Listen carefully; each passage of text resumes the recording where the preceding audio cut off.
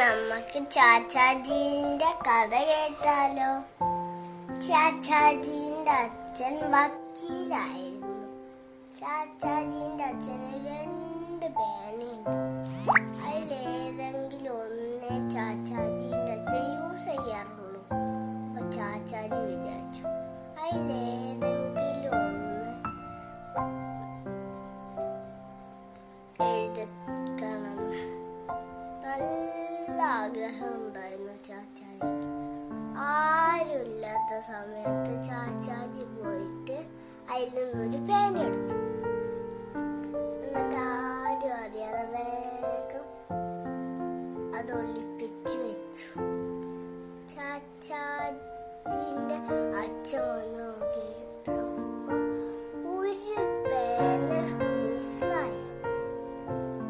എല്ലാ സ്ഥലത്തും നോക്കി, കിട്ടിയില്ല. പിന്നെ അച്ഛന് മനസ്സിലായി ചാച്ചാജിന്റെ കയ്യിലുണ്ടാവും.